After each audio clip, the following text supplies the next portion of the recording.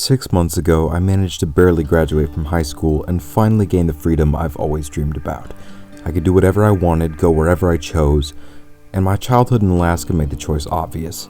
I would go north to my hometown, build a cabin on a piece of land, and create something beautiful to be proud of. A simple, hands-on life that I would share with all of you. And that's more or less what I did, but along the way I made tons of mistakes, learned incredible lessons, and gained a lot of insight into this way of life. If you're here to watch a clean cabin build video, I'm very sorry to disappoint you, but this isn't it.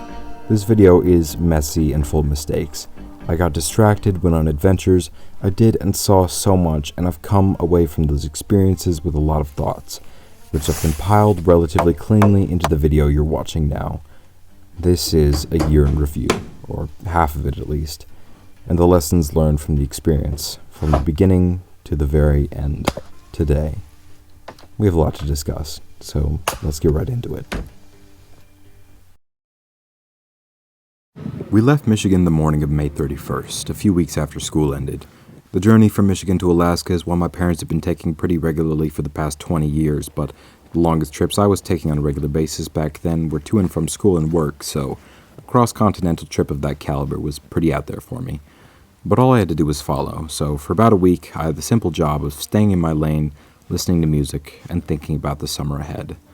The first few days were pretty brutal. It was about 90 degrees, and since the car doesn't have AC, I had to keep the windows down to have any sort of temperature regulation, but it didn't help much. I got a pretty horrible sunburn on my left arm, but around day 3 we got into some cooler regions of Canada, and the trip became much more enjoyable.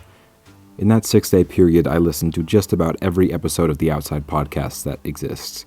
It was jet fuel for the adventure I was gearing up for. Just hour after hour of stories about interesting people doing interesting things in far-flung corners of the world, adventuring, pushing the boundaries. I spent the last 13 years dreaming about those stories, going out and facing the world head-on, and for the first time in my life, the distance between me and the beginning of those years could be measured in a small handful of breathtaking days, hurtling through the mountains towards my corner of the world, towards home. I went on ahead of my parents on the last day. Some 30 miles beyond the Canadian border, I pulled ahead to finish the trek on my own. I didn't need them to lead me anymore. My journey ended where the Alcan Highway did, in Delta Junction. It was strange pulling into town late that night, when it was dead and quiet. I realized there was a road that spanned the continent all the way from our doorstep in Michigan to the little outpost under the shadow of the Hayes Range. One long road. I wanted to get to work right away, but I admit I lost a lot of time to analysis paralysis. It's easy to watch videos and take notes on other people's cabin and works, but I've found that my confidence only comes from experience.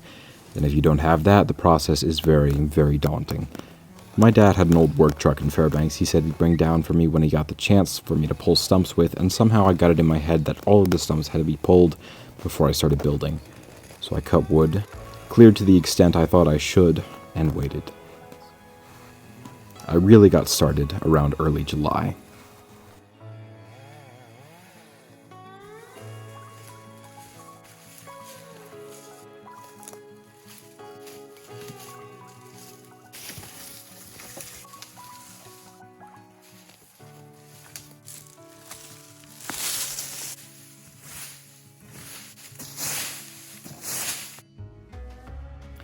I had my lumber, tools, and equipment. I just needed to start, which is always up and away the hardest part of any process, especially when you have both no idea what you're doing and the consequences are so severe if you mess up. A simple mistake could cost hundreds of dollars. Any piece of equipment breaking could set me back days or weeks. But beyond any tangible thing, starting things is terrifying, and that's why so few people do it. People, by and large, are like water. We tend towards the path of least resistance, the lowest point in the ground where there's no potential energy, and staying right where you are is the easiest thing to do. Even if the situation is terrible, if it's familiar, people will almost always stay in it. But, to me at least, that seems like a slow and disappointing way to live. Even in school, probably by the time I was 15, most of my peers had adopted this nihilism towards life. Nothing is beautiful, nothing is good or worth doing, and the world is cruel and uncaring, and there's definitely some truth to that, but not nearly as much as people give it credit for. People with that shallow perception of the world turn them into vessels for disappointment, frustration, and unproductive thinking, and that drives them to find some easy path, some low-maintenance job that keeps them alive because they're too afraid to live. To me, that's never made much sense. Our time is so finite, so to waste any of it not taking on challenges and pushing to achieve things and live a full life seems short-sighted.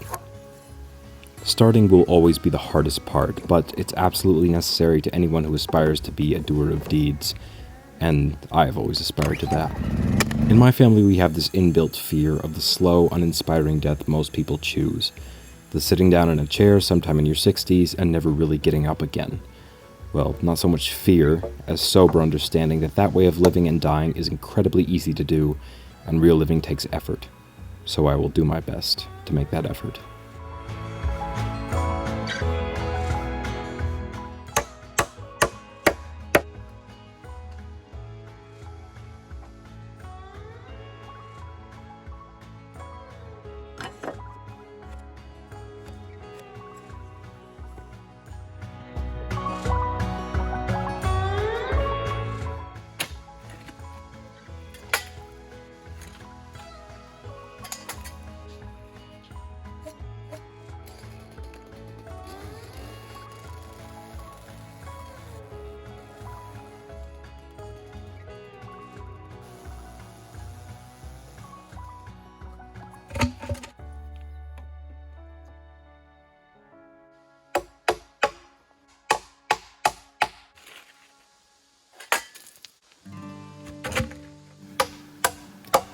Now I'll be honest, most of the building process was a slog.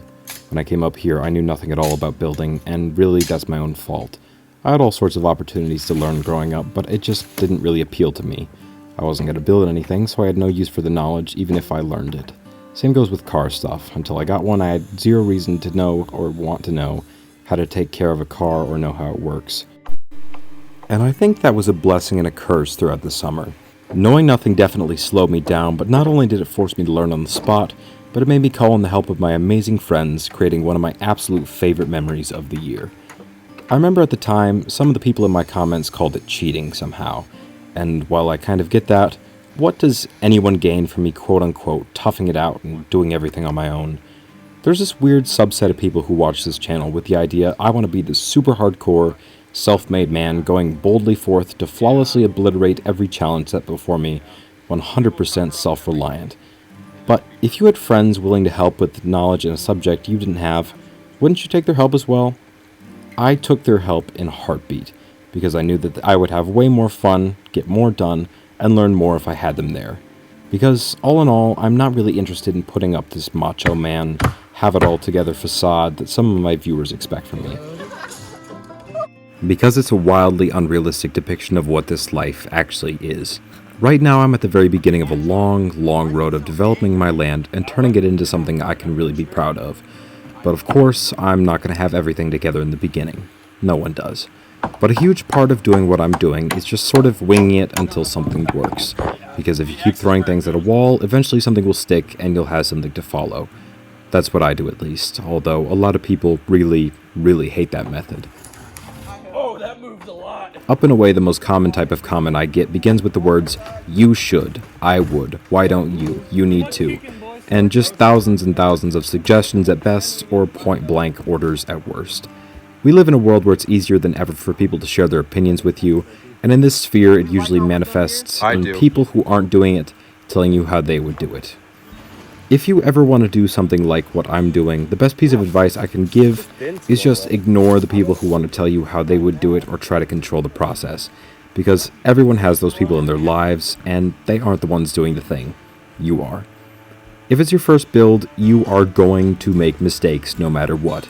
No one can keep you from doing that, it's just going to happen, and you'll learn so much more from those mistakes than you will from people trying to make sure everything goes perfectly.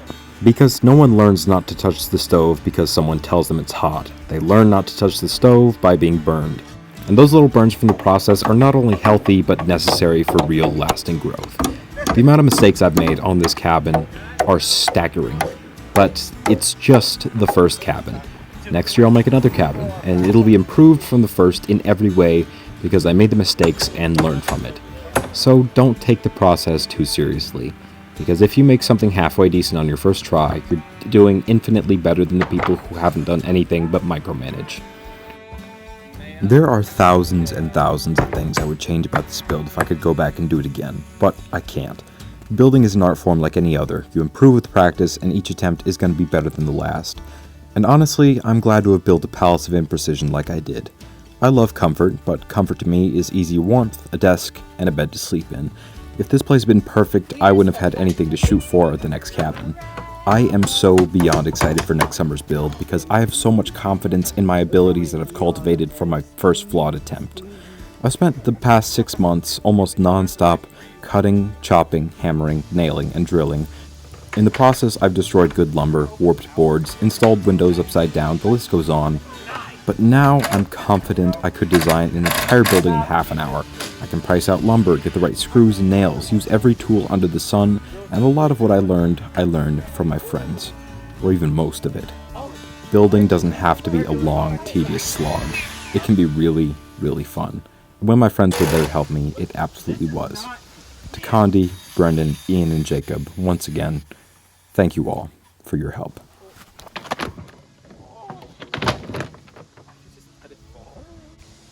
No phones inside, just people living in the moment. That little bug, that looks like a literal praying mantis. You did like a girl. I not quite there,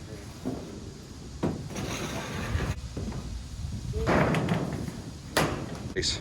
Blood, sweat, and tears. Oh, that's beautiful. That's a lot of blood. Blood, sweat, and tears. There's dude. a lot more Look blood at the grime than... on my nails. Yeah, there's a lot more blood than sweat or Dang. tears. The breeze is keeping the sweat down. Oh, But that's lovely. not like a hemorrhaging. I just need a band-aid. Not like I have my hemorrhaging. first aid kit in my truck, but it's like a long Oh. and I'd rather just bleed. Oh, there's already dry blood.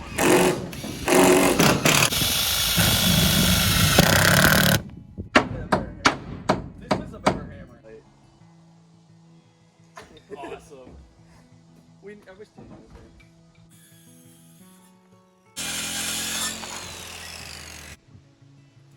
In my mind, the process of the summer's build is divided into two halves. The half I did with my friends, and the half I did basically on my own. After we all got together to bang out the frame in a couple days, everyone went back to their lives, and I was on my own for a long, long while. There's nothing wrong with being alone most of the time. It's the kind of environment in which I'm most productive. I like lists and schedules with items to check off and time frames for completing tasks, at least when I make them. And they're my go-to tool for getting things done. Even when I have an entire day 100% to myself where I can relax, I usually start by making a list of things I want to accomplish with the time I have. And this half of the building process was no different. But for some reason, when I look back at this part of the summer, I remember it being kind of lonely and melancholy. The summer was dragging on, and because of some car trouble, I was stuck at the property for a good part of a week, without much food and nothing to do but build and think. The weather wasn't great for a lot of that time either. I recall more than a few long afternoons sitting under the unfinished pavilion that was to become my cabin, feeling kind of dirty from the work and waiting for one of the cold downpours of late summer to pass so I could finally get back to doing things outside. And that's one of the wonderful things about the video format. Someone makes the video, gets all the footage, edits it down, records the voiceover, and puts out a painfully condensed, bite-sized version of the story for people to enjoy for a few short minutes of their day. The viewer never has to see the in-between, all the cold and the uncomfortable, and the slog that gets cut or skimmed over. It's a lot different when you have to sit through that for days and days, wishing you were somewhere else. I don't mean to say I was miserable, because I wasn't. I haven't been the whole year, really, but imagine there's somewhere you've wanted to go your whole life, somewhere beautiful and far away, but you've only ever had glimpses and tastes of in its fullness. And now for the very first time in your life, you're there. Experiencing this place you've always dreamed of is entirely up to you now. You can get in your car and live it on your own terms for the very first time. But instead, you can only look at it from far away and prepare yourself for it. To watch it sit untouched while you create the infrastructure that will one day allow you to go claim it. It's the long sowing season in the land you've always wanted before the first harvest. Necessary, but slogged through with the impatience of someone who's waited a long, long time already. Here? Right. This is the worst way to do it! What was a better way? I think that's the best way to sum up this part of the process. Going into the summer, I had no idea how to build or what to do to get my property where I wanted it to be, but I did know innately and effortlessly how to wander. I've always wanted to be out in the mountains, just exploring and discovering my little corner of the world in its fullness. I think a lot of people forget how much we need nature. We get complacent in air-conditioned buildings with electricity in our microscopic corners of the world, and I believe that makes a lot of us forget the rest of the world is a real place that actually exists, somewhere we can go, see, and explore. We see pictures of beaches, mountains, jungles, and deserts, and they look foreign and beautiful, but in our brains, they go in the same box as fictional places. We say, too expensive, and move on with our days and lives, because we, as people, put more value in comfort and security than in genuine beauty and experience.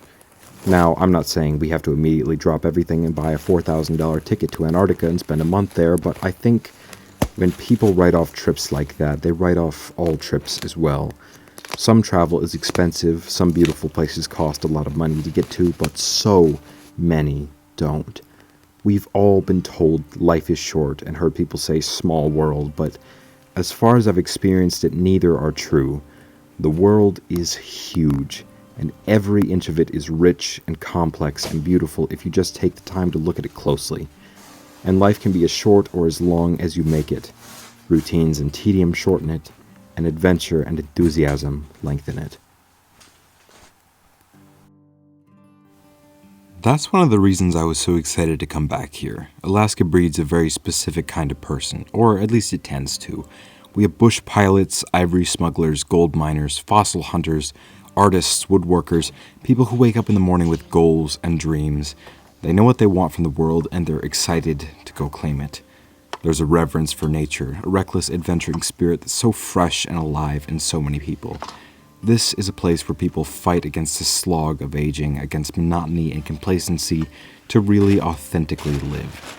I want to become one of those people, and I can't really imagine any other option for myself. I need to become one of those people for my own peace of mind. My brain doesn't ever shut off. Ever. I am constantly having new ideas for projects, videos, channels, stories, artworks, and of course, adventures. My goal, for someday, soon, or far in the future, is to be a man with the energy, passion, and freedom to pursue those things. To wake up every day with something exciting to do, good satisfying work to be proud of, and I think there are few better places to live that kind of life than exactly where I am. But that's still a long ways off. The simple work of making a foothold in Alaska is a big, big task. At least if you're 18 and go back and forth between having a few grand and flat broke, month to month. If you think gas is expensive, try buying enough lumber to build something substantial with. It's very, very costly. But the work is satisfying and absolutely worthwhile. It's very easy to forget every nail, every board. It's all progress. One tiny increment closer to where you want to be. But slowly, piece by tiny piece, the full scope of the process begins to come together. And that really is an amazing, wonderful thing. There were so many moments in the process where I stopped, looked around, and said to myself, wow, this is my house. My home that I'm building with my own hand. Moving into a new place is awesome. It really makes you feel like you're starting something fresh and new, like you've cleaned out your life in a way. You can start something entirely new. That's an obviously compounded feeling if it's your very first place. The freedom is so new and the possibility seems so close, but it's even more intoxicating when you built it with your own hands, because every minute part of it belongs to you. You made every choice in the construction. It was a vision you had in your mind and brought about through the force of will and long labor. You become so invested in it, and the more time you spend on it, the closer it grows to you. A home, no matter where or what it is, will always become a strong piece of your story, and if you do have the chance to make something amazing, to go out and build a cabin that you'll look back on years from now and dearly miss, that's definitely a worthy cause. If you can, at any point in your life, build a Vardo, a cabin, or even a house, I would highly, highly recommend it. And just for the sake of building, I've been talking for a while now. Let's let this video breathe for a bit.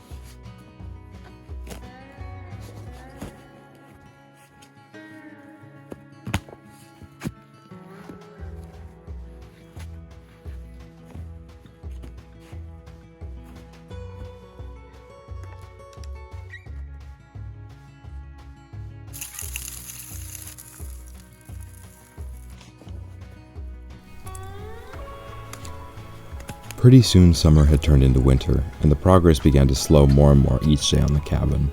One thing I hadn't expected was how much the darkness of winter cut into the amount of time I had every day to film. I was down to a very small handful of hours each day. It was a huge inconvenience in regards to what I planned to do around then. I had intended to make a bunch of last-minute renovations to the cabin before winter really solidified, but progress was slow, things stopped working, and every day it was getting colder and colder. And for a few months I went on like that, but it began to grate on me more and more with each passing day waking up in a 10-degree cabin. I'd been trudging on for so long and I just needed a break. And that brings me to my last video, the rental cabin, and my explanation of that choice to switch gears.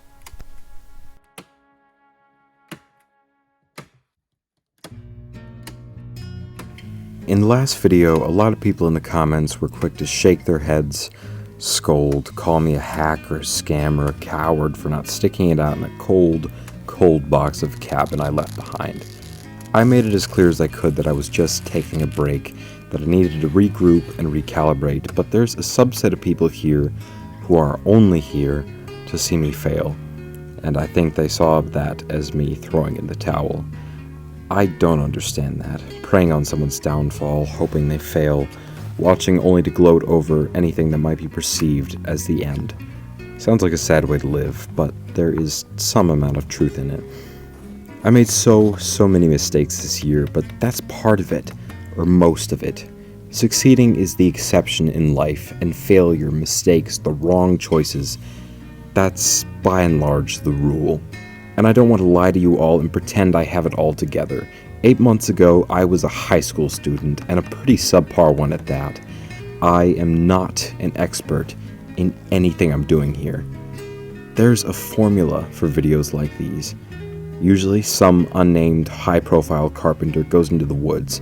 He doesn't tell you his name, where he is, anything about the process. He just films and builds. Every cut is perfect, the footage is crisp and beautiful. He doesn't talk and the build takes shape. 45 minutes later, he has a beautiful, perfect cabin and the video ends. I like those videos, but I don't think they help anyone. Watching someone do something they're great at perfectly, what does the novice gain or learn from that?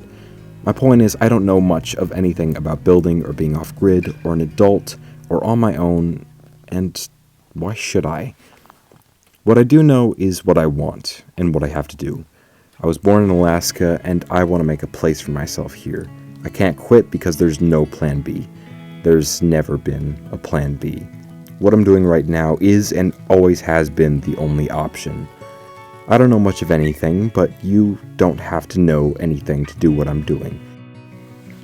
That's the point of this channel. I'm not an expert, and the world isn't full of experts, but we should aspire to learn and grow, and literally anyone can do that. I'm just a human being.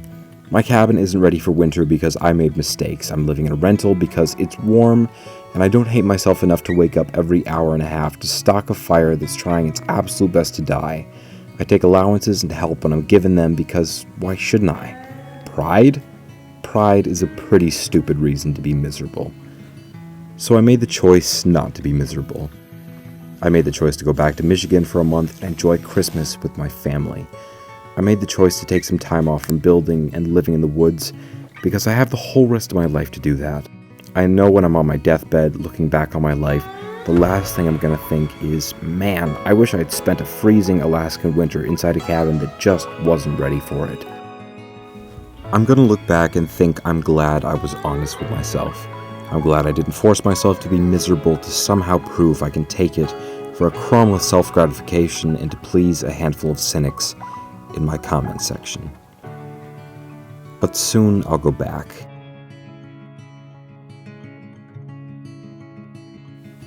Back home to Alaska to count the long, dark days until May. And I'll film and I'll learn and I'll gear up for next year's mistakes and forget the mistakes of the last, because they just don't matter in the end. Because even now, I don't think about them. I think about sunsets and mountains and fast food and the songs I was listening to back then and the excitement of getting started, the joy of being free, the struggles of the climb, the wet, the cold, the fear, my family, my friends, and the memories and sagas of year one of the rest of my life. So this is the truth. especially for people my age. I've gotten most of it wrong. And that's what everybody does.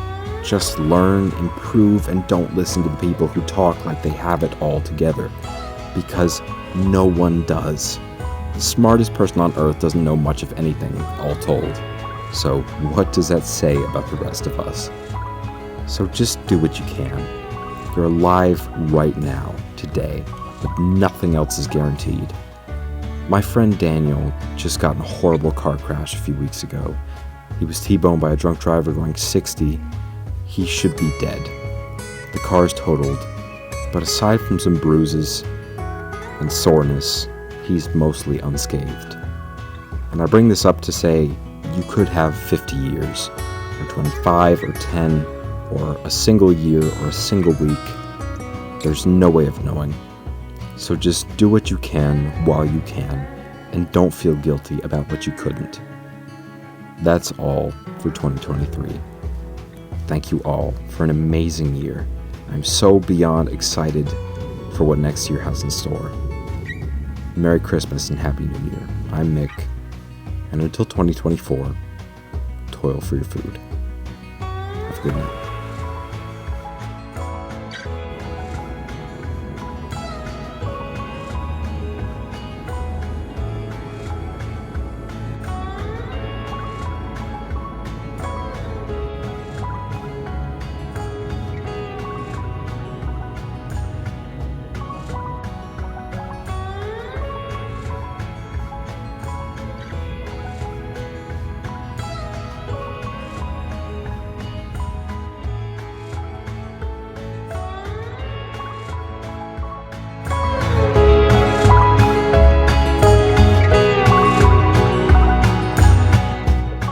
So incredibly much if you're here at the end of the video. I know it was a long one. I spent a ton of time on it, and I'm so glad to have it done. It's like 5 in the morning. I am so tired. Anyway, bit of a channel announcement. I will be back to doing what I normally do around early January, I think. As soon as I get back to Alaska, I will be full on video making mode. But until then, I actually have some other content that I might be doing. I got a lot of comments on the last video when I was painting that people said I should do more art stuff. And I actually have an art channel that I created about a year ago as a test run to see how YouTube works before I made this one. So I'm going to start posting there again if anyone would like to check that out. It's going to be metalworking, painting, sculpting, drawing, anything under the sun, whatever you guys want to see, I will do it. There's a couple of videos on there already. They're a bit old and a bit more unpolished than my usual stuff, but I will be making new content for that very soon. So if you want to go see that, the link is in the description. I've said that like 3 times now. I cannot say link in the description. There we go. I got it. If you want to see that, that's where it is. Thank you all so much for watching, and I'll see you later.